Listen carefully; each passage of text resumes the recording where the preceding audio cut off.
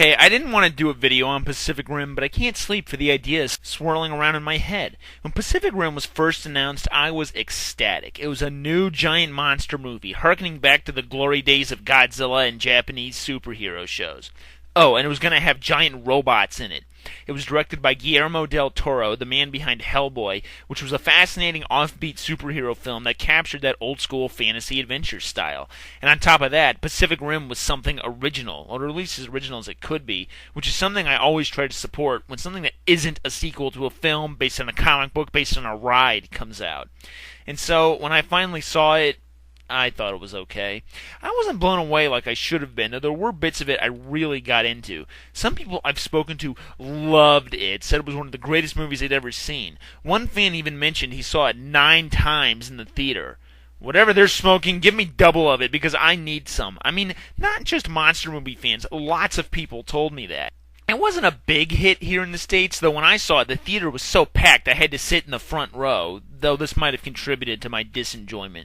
Everyone keeps telling me that it's just dumb fun and a kid's film, and then I'm overthinking it. First, I contend that it's not just dumb fun, and there are clearly elements of heavy themes in the film. Second, why should I turn my brain off? I rather like using my brain, and I can accept giant monsters and robots and sci-fi. They don't always need to be completely absurd. Even some of Godzilla's films have more than just absurdity to them. I only found one person who said it was more than dumb fun, namely Kyle Colgren of Brows Held High. Why should I settle for it being something less than it could be? Yes, at its core, it's just a children's film, but I think it could have been far more well done. First, I'll outline what I like about the film, then move into where I think it could be improved. Well, obviously, I like the general premise. Monster movies, particularly those of the giant city-destroying variety, aren't very common anymore. It's reaching back to an older era and trying to capture some of that glory, and it does, for the most part. I also like how well constructed the sets are, even if they're mostly CG, with lots of small, subtle details that put you into the world they're creating. Just simple things like the badges on their costumes, or this guy's bow tie, or how the flash frames speed by when the mines meld. I especially like this monster tentacle. Look. Brain. Now, unfortunately, it's damaged. It's a little bit weak, but it's still alive. The film is supposed to be color-coded for each scene, with blue being a primary color that symbolizes something, I'm not quite sure. The film follows what I like to call the basics of filmmaking, where it creates a world that captures your imagination. You'd be surprised at the amount of films that don't do this. Think about it. Another thing I like is how the monsters all have that green, ghastly look to them, especially since they're supposed to be manufactured. You'd think I'd want a little more color and variety, but the green gives them a certain look that lets you know they come from this movie. Similarly, so do the robots, though they're a bit more varied. Still, they have an original look, and I've seen pictures of lots of other film robots Jaeger-ized. The film's running time is good, too. At 2 hours, it's long enough to sit down and enjoy, not having to devote half of your day to seeing the damn thing. It's horribly paced, but that's another issue. I also like the film's theme of humanity coming together and uniting underneath a common enemy, instead of fracturing apart and destroying themselves, as they tend to do in these movies. I also like how they have the juxtaposition of small and large, like this scene here.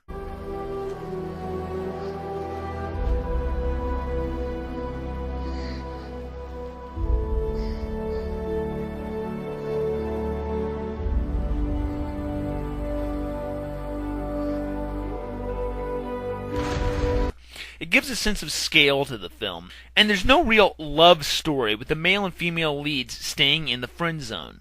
Cool. Even the criminals get in on it, which brings me to my next point. My favorite characters were Newt, the mad scientist guy with a childish obsession over the monsters, and Hannibal Chow, Ron Perlman's badass gangster character who profits off the corpses of monsters. And this is another thing, how they managed to integrate so much into this world, with gangsters and even religious explorations. I like the part of the beginning where they show the effects of the giant monster invasion, with a museum exhibit and even a children's TV show.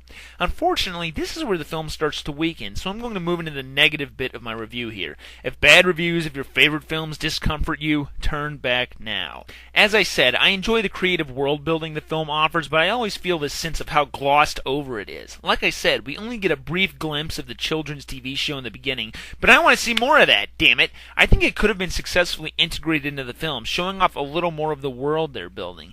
You could have the characters watching snippets of it on TV, thinking of how harmless or oversimplified the monsters have become, or just have it playing in the background, showing off more of the world. It seems to be there's a lot to see. Alternatively, they could have introduced the film with this show, excluding the lengthy narration at the beginning for something a little more interesting and creative, detailing the film's backstory in an offbeat way with a lot of humor. It could cut directly from the innocent, cute-looking show to the harsh, grim reality of the actual fighting, which would tie into the theme of cynicism expressed by the main hero. I also think a nice scene of them walking around the museum exhibit of the monster skull would have been nice, like when the hero is being recruited again. Maybe the grim reminder of the past helps to spur on the hero's adventure. And there's that kaiju church in the middle of Hong Kong that's just barely mentioned. It's a cool idea and all, but all we ever see of it is a CGI wall in the distance and a quick explanation of what it is. I want to know more about these people, what they believe, and how they worship. I think it could have been best done with Newt having to go into the church and search for the criminals during their ceremony. If you really wanted to do some social commentary, you could have the church act as a front for Hannibal Chow's illegal activities. I think that these proposals could have been worked into the film and would have helped to break up the long, dragging pacing that plagues the film. At times, it's real slow and not much is going on, and then at others, it assaults you with a lot of information really fast. To be fair, a lot of the Godzilla films had uneven pacing like that, as did a lot of old-school action films, really, but I don't think they were trying to capture that particular magic. Okay, but this is still just periphery stuff. My biggest gripe with the film is the heavy use of CGI. If you know me, you know I don't fly for CGI. I know it's the common Hollywood technique these days to the point where not using it would be avant-garde, but I remain steadfast in my belief that if it ain't real, it ain't real. Now, it is very good CGI, don't get me wrong, and I don't mean to knock CGI. I know there's a lot of hard work and effort that goes into it, but I think that effort is wasted. I've heard people even say you simply cannot engage yourself to CG the way you can with something that's physically there. It'll always be too smooth and flat-looking. That's not to say rubber suits are perfect. They often have a lifeless, stiff quality to them, but they can be done well. Look at these clips.